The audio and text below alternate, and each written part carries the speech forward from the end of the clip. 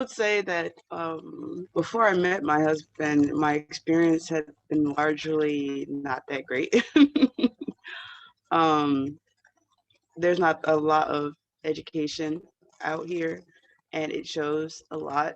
The things that, like, I got a lot of questions, things that don't make sense.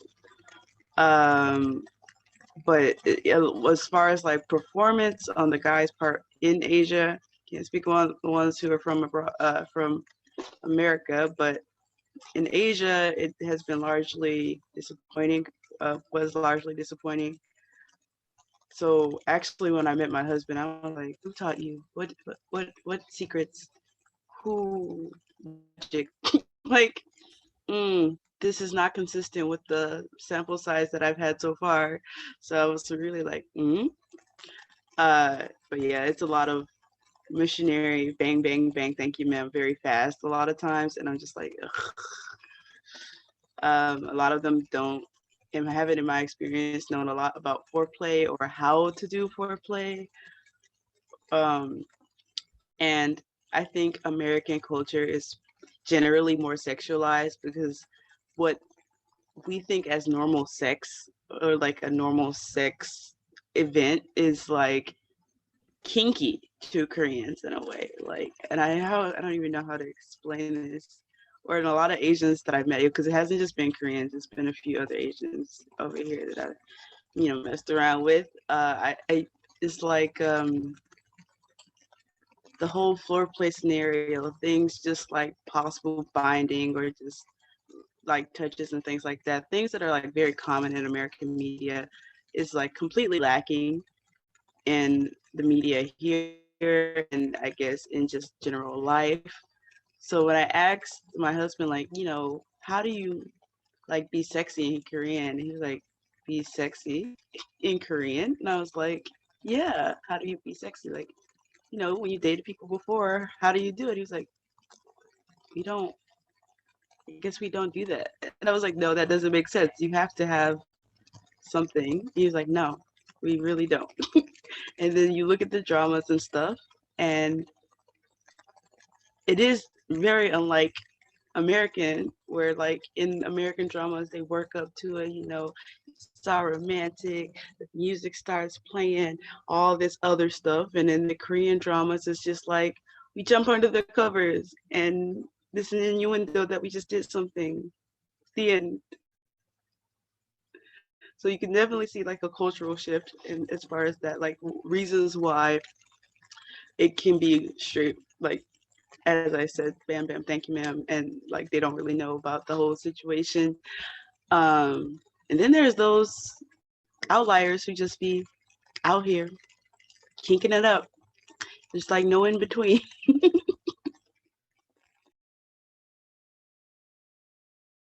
Like men and Absolutely women. not. They just pretend like it doesn't exist until it does, I guess. I don't really know. Like, the sex education here is terrible. I once had a girl tell me that her period was magic and that her teacher taught her that. So, yes, it's something. Hmm. I don't know what these kids are learning. I don't know, but it's not what we learn in the American sex ed. And I thought we didn't learn a lot already, but whatever we learn in American sex ed, they learn less. There's this whole idea that a lot of Koreans have. I can't really, this part I can't speak on other Asians, but a lot of Koreans have, like, as far as like in America being sexually safe, like being clean, tested, and knowing your partner status is becoming definitely super more prevalent, but I think it's always been kind of a thing you should know. And in Korea, there's this idea like Koreans aren't dirty. So like, why would I need to get tested? I'm not dirty. They think of like this stuff as, oh, only dirty people get that, which was a stigma and before, but now I think America has kind of come to this point where we're like, okay, no, everyone should get tested because things are dormant. And I've heard and I've had some experiences where guys will be like, I don't want to use a condom. Why would I have to use a condom? I'm not dirty. Or I'm a clean guy, so like why would I get tested? And like if you tell them you've been tested, they're like, ooh. Well, all foreigners have to get tested. It's part of our visa process, but uh, Yeah, so there's just like this, the rates of like STDs and stuff is like slowly climbing in Korea, and I'm pretty sure that's one of the reasons why. It's like I just in Korea specifically, there's kind of an unspoken rule. It's like if you don't talk about it, it doesn't exist. So while they be out here cheating, sleeping, creeping, all that good stuff, just like any other man, they don't talk about it. So because the idea is if you don't talk about it, it doesn't exist. Korea definitely likes to sweep things under the rug as a general rule. And I think I told you in the last interview about that guy who was like, yeah, he told me that he was sleeping with me because his girlfriend wouldn't sleep with him. I was like, oh, wait a minute. Wait, you have a girlfriend? And he was like, well, it's okay if she doesn't know, it's not cheating. Like literally the mindset is no one knows about it, it doesn't exist. No one talks about it, it doesn't exist. There's no like guilt. I did a social psychology class about Eastern versus Western culture. There's no guilt culture here. There's a shame culture, and it's quite different from the American guilt culture where you're responsible for yourself. So you feel a little guilty about it. Or in Korean, it's like, as long as no one knows, it's fine. So don't tell your friends about your dirty business. Because if they don't know about it, it's okay.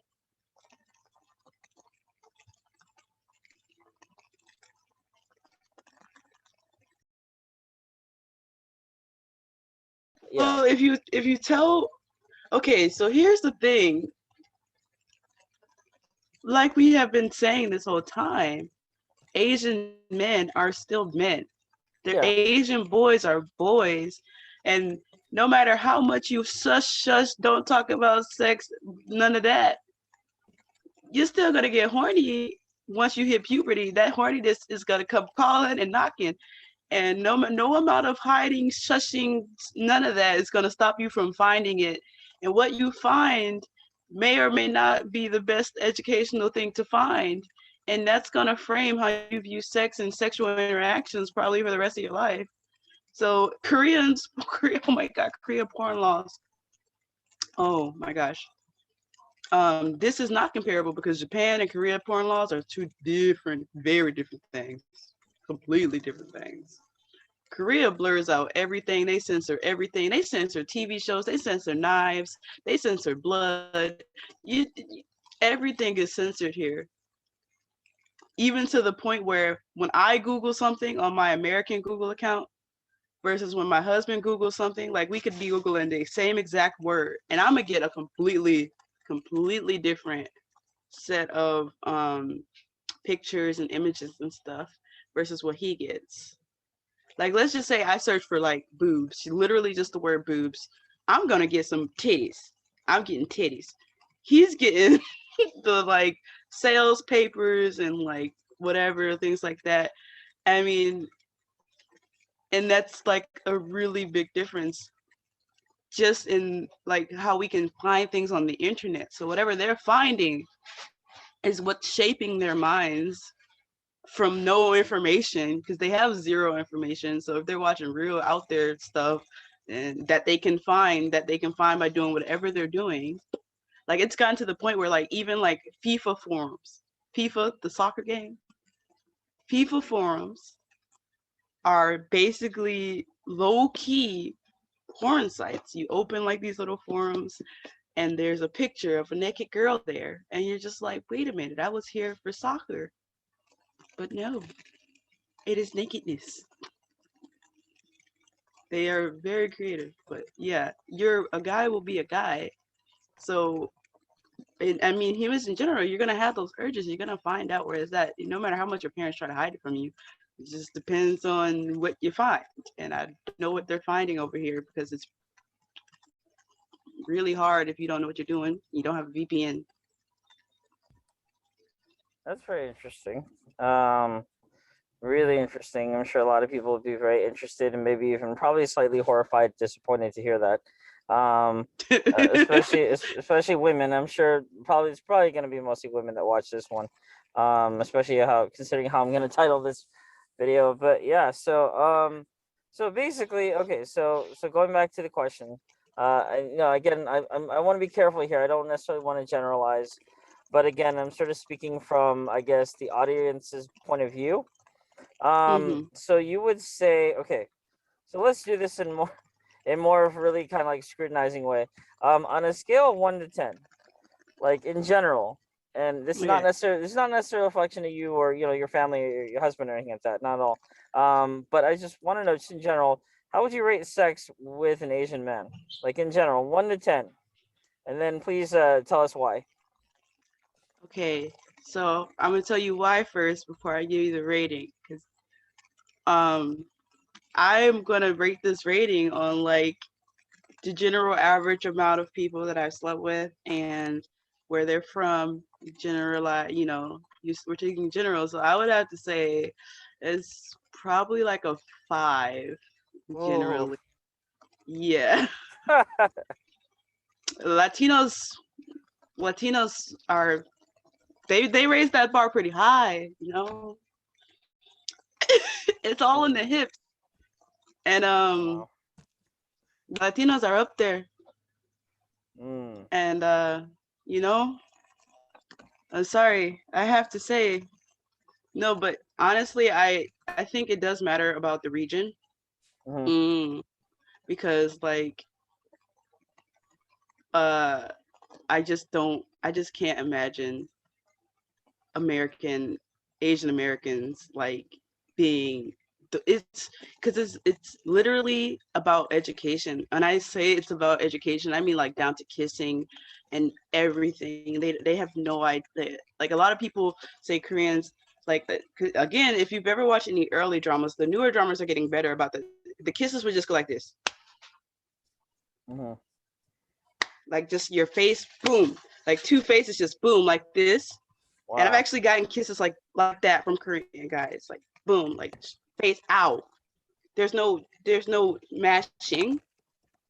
So a lot of Korean guys actually kiss like that. Or some girls have said like it's like wet. It's just wet everywhere, and they're just like blah, blah, like it's not fun. But they don't have what do they have to learn from? Who's gonna? I didn't. You know what I'm saying? Like Mm-hmm. it's literally I feel cultural because here like it's not it can be unlearned. Like they could be better if they just learned a few moves, some tricks, little hip movement. I don't feel like that's gonna be the same for like Asian Americans as a Mm-hmm. general. Um, as a matter of fact, most of the Korean guys here who are married to foreigners have lived abroad at some point in their time. I, you know, correlation, causation, I don't know, but like literally every Korean guy that I know who's from Korea, who's married to a foreigner, has lived in like Australia, America, somewhere not Korea, and they lived there for a good amount of time, uh, which affects other things. I'm just, yeah.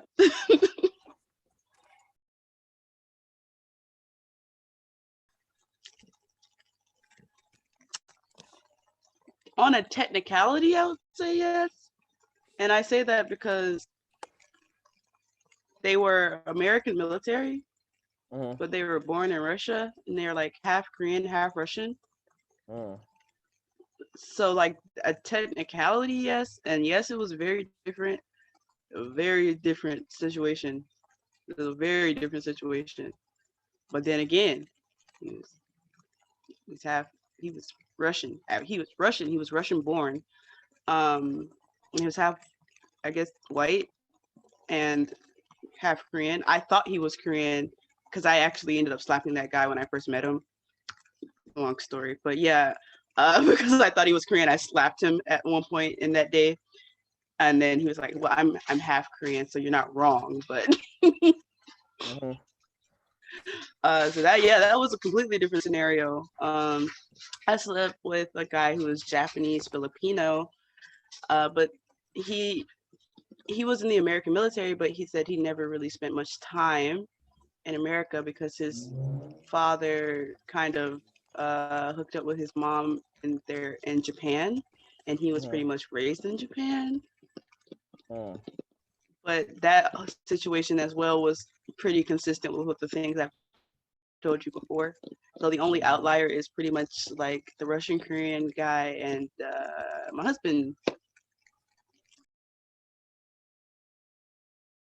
In my experience, it has been they are at least more knowledgeable of how it works, which makes a huge difference. Mm. Um, but to be fair, military guys should be in a whole bracket of their own because of obvious reasons. They got a lot of experience, Mm. usually, on average, Mm. depending on how old they are. And in that stage of life, I liked guys who were 30, so Mm. a good amount of experience. Uh, so like they are. I think these are all kind of considerations, but I also think just knowing more, you know better, so you do better, right? Mm-hmm. I mean, you obviously know better, because you have the proof. Yeah. Or you got to know better the hard way. Mm-hmm. But yeah, because like again, it's another thing that's really common here is for Korean men to just go to countries and sleep with usually Southeast Asian women, and they just go and they don't use any protection, and they leave. And like a lot of these, I don't know if you know, there's like a lot of half Korean, half Southeast Asian kids just they can't get back to Korea. They can't claim their Korean citizenship because of the Korean laws. And like the men don't care to like help them get their Korean citizenship because that's how they had to get it. The fathers had to claim them. And like they just go over there and they just play. They call it playing. They go over there and they play and not caring about disease, pregnancies, none of that, and they just come back. Some of them come back to wives, some of them come back and they're single. I actually know someone personally, but like who's done that. Like they're not my friend, but I know someone who's done that. Like they literally went to like Vietnam and they just kept going to Vietnam until they got someone pregnant, and then they brought them back as a wife. Wow. So there are some really, when I say like the whole landscape of sex and how it is viewed here and how it's handled here is such a completely different beast than how it's looked at and handled in the West. Mm. Yeah, very interesting. Um, very interesting. Uh, And this is not this. Obviously, this is not all. I just gotta this. Obviously, that's not all Asian men. I mean, of course, because there's a lot of decent and good people everywhere. But of course, you got to talk about some of these things that are like kind of culturally normal to do, and a lot of people will look sideways because they're like, oh, it's not our people, so we don't care. mhm. Yeah, yeah, that's interesting. So, yeah, have you talked with other people about this before? Like, have you talked with like actual like Korean women over there? I don't know if like any friends of yours that are from there, that sort of have similar or different experiences at all. Like what is that? What is that like? So I told you I do have Korean girlfriends, but it's we never talk like that. Not even with them. Not even with other women. Not even with other women. Wow. I would say to get to that level, you might have had to know a Korean woman since she was like a kid. So she had to trust you that much. Oh man. Um, I have found in my interact because like if I bring up something like that, it's all like, oh, what, who, what, why? It's a big taboo. Um, yeah, it's just like friendships in Korea can be very surface level. And because of that, I think that's also another reason why they don't kind of confide into each other about things like this. Because with my other friends, I have friends from South Africa, I have friends from England, America, friends from all over the world. And like when we get together, that's one of the things we're talking about. And not even just doing it, just all the realms of sexuality, the whole spectrum, because I have friends from all over the spectrum on different types of sexualities. And so when to be since it's such a big part of like girl conversation, it's kind of awkward like with my Korean friends, because now we're just talking. When I'm with my Korean friends, we're just talking about, oh yes, work was so nice, and this boss really pissed me off, and oh my god, that girl's such a bitch, and it's really like that, and it's just like this feels very surface level, or like, oh yeah, my hobbies are blah blah blah, and um oh yeah, we can go drinking, let's go drink, and let's go norebang, and a lot of Korean social interactions are about escaping whatever your actual reality is. So they don't really want to talk about real stuff. They either want to vent or they want to have fun. And that has been the experience as I've been hanging with a lot of Korean girls. It's venting or having fun. There's no, let's talk about the good stuff. None of that. I love my Korean girlfriends, but yeah, they are little, it's venting or fun. No in between. Well, so so yeah, that's not as surprising, I guess, given all the other information you told me so far. So just in general, like not in general, sorry, that was weird. Have you in your time there so far, have you come across any sex toy shops or Oh costume shops, anything yes. like that? Yes, they're everywhere. There was was it? It's like it was a pop-up shop in one of in the cities I live in. They obviously usually frost them out and they just are dark. And like this one was a self-serve toy shop. They have a lot of them. They're everywhere. Korea's okay. Juxtaposition. Korea has cognitive dissonance, and cognitive dissonance means like where you have two things and like you just make the one thing, like you make up a reason why it's okay when your other mind said it wasn't the best idea. Korea has so many things dedicated to sex, just generally, for them not to have any sex education. Mm. Okay, sex toys everywhere, sex toy shops everywhere.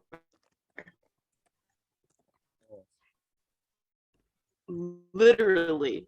So you can get in because of course you have to be 18 or older. You can just go in, you get the stuff. They even have a little sex toy claw machine. Toy out of the sex toy claw machines. Penis Park is literally what it sounds like. It's just a park literally full of statues of penises, and there's a whole lore about that. And they have Loveland, which is a park full of sex positions.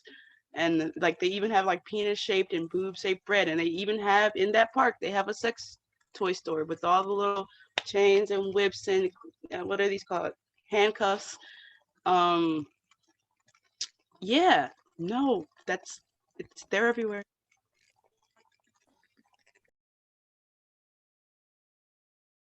With an Asian guy. Mm. Oh man, that's Mm. pretty bad if you have to think that long about it. Yeah. So, yeah. I mean, cause my default is by pretty much my. I mean, that's obviously why I married him. I mean, that's not why, but why? Mm-hmm. He's Cause like like while he like at his base, he was good. We had some conversations, and I taught him some things, and I introduced him to some literature. Then he got way better. Like, like how can I even explain? Hmm.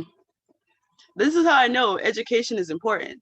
Like I introduced him to the literature, and he was more rough with me as a person because I like rough sometimes, not all the times, but sometimes. Like he was more willing to like I had a lot of guys who were scared to like choke me and stuff, but I was like, no, I need that, or slap me, not in the face, but other places. And I was like, no, I need that. He was like, but it might hurt you. Don't worry, I'll let you know. That's what safe words are for. You got to teach them kink. There's not a lot of kink here, So gotta teach. That's just small kink. That's not even the big kink. And I did tell him that at the very beginning. I was like, look, I'm a little kinky, so you gotta learn some things. I gotta teach you how to tie knots. Teach you how to get these handcuffs. Teach you how to be safe. The right amount of slapping when slapping. Gotta teach you the not too hard, but definitely not too soft. The right amount of pressure when choking someone, and things like this. Right amount of bite force. Yeah. So after I taught him that, he was very compliant. And I told him to put some bass in his voice when he's talking to me sometimes, because gotta be dominated a little bit. I'm a switch, so I sometimes I like to be in control, but other times I just want to be a brat. Mm-hmm. Yes. Wow. Okay, great. But so I guess like what's the move or whatever that he did on you, or it could be one or several, I don't care, but Him? just yeah, I like usually what? I know, I usually sorry. attack him. Oh really? I mean, I did teach him. I just recently taught him to the ways in which to approach me. But if he wants, like, not to say he's not aggressive, he is. But like for him, it's just like boob, grab, hello, Hmm. or like cuddle, strong, very strong cuddles. And I'm like, oh, I see where this is going. His are very much more subtle, either subtle or not subtle at all kind of deal. Mine's are like, yo, let's get it popping. Yeah, I'm very familiar with the boob hug, basically. Boob, boob. I don't really know how many times, but usually he knows just how to tweak the girls. And wait, what was he doing? He was doing a lot of things at one time. Aha! Yes. Okay. Okay. Boom. Boom. Boom. Boom.